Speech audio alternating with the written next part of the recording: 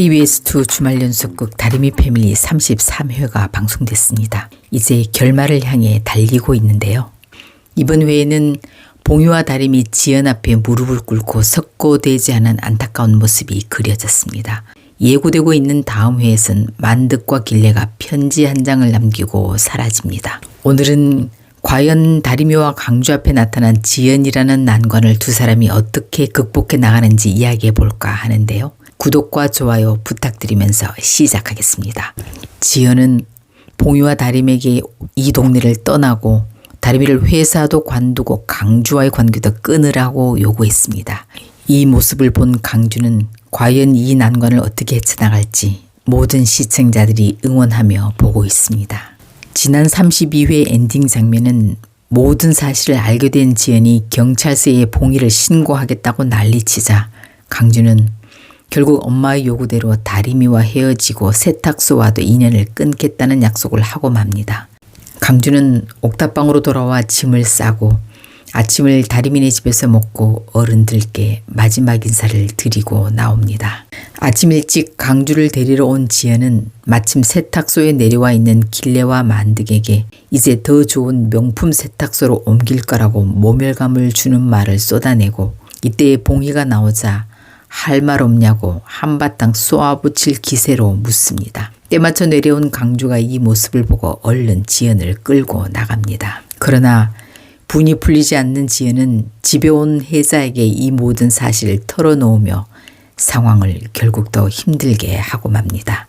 한편 서강 오페럴이 지승그룹에 인수돼 네 사람은 이제 지승그룹으로 출근해 한 사무실에서 근무하게 됐는데요. 아무것도 모르는 다리미는 정직원의 대리에 강주와 한 사무실에서 일하게 돼 신이 났습니다.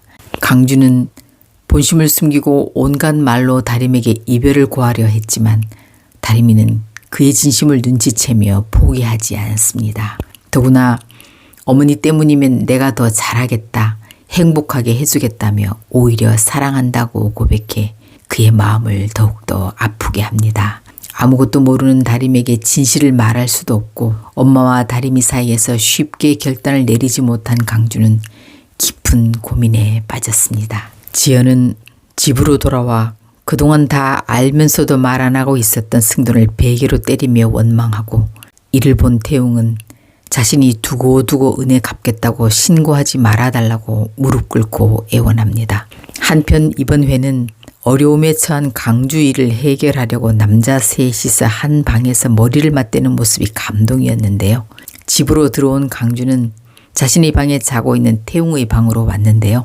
태웅이 비켜주려고 하자 혼자 있기 싫다고 말하며 같이 자자고 합니다.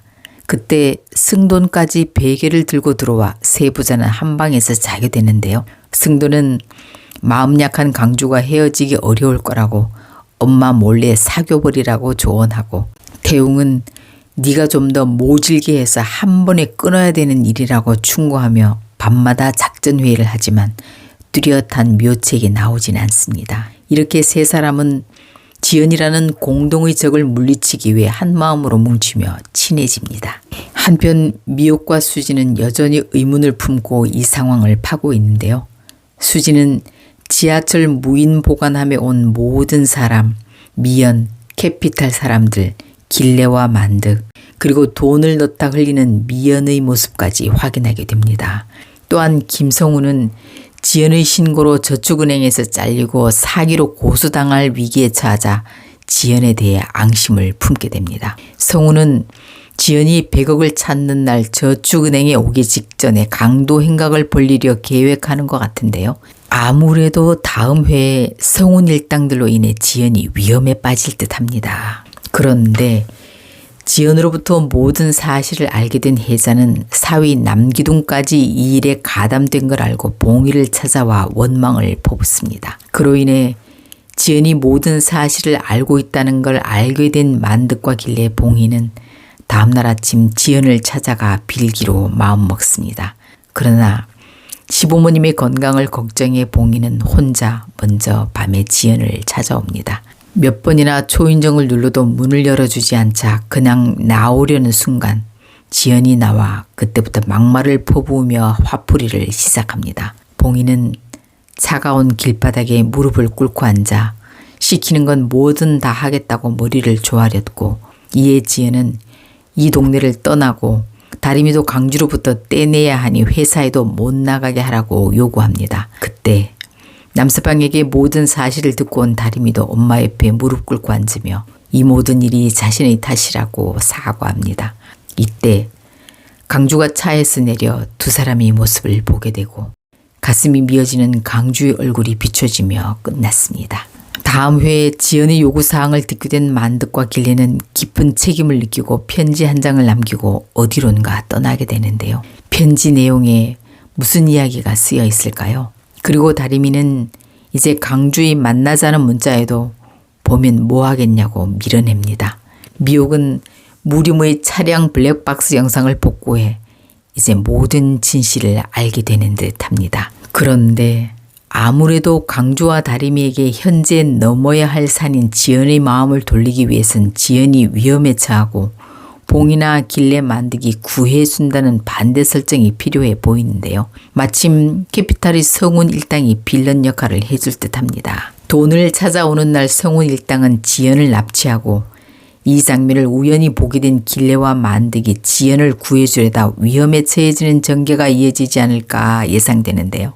예고 영상에서 보여준 승돈의 목소리로 추측해 볼 때 아무래도 지연이 다쳐서 병원으로 이송된 상황이 아닐까 생각됩니다. 그래서 자신이 목숨을 구해준 이들에게 감사한 마음이 들어 자신의 고집을 꺾고 강주와 다리미의 관계를 허락하게 되는 줄거리로 이어지지 않을까 생각해 봅니다. 과연 이들이 갈등을 어떻게 해결하고 서로의 관계를 회복할지 시청자들의 기대감이 더욱 고조되고 있습니다. 여러분은 이번 전개와 예고를 보며 어떤 결말을 예상하시나요? 여러분의 생각을 댓글로 남겨주세요.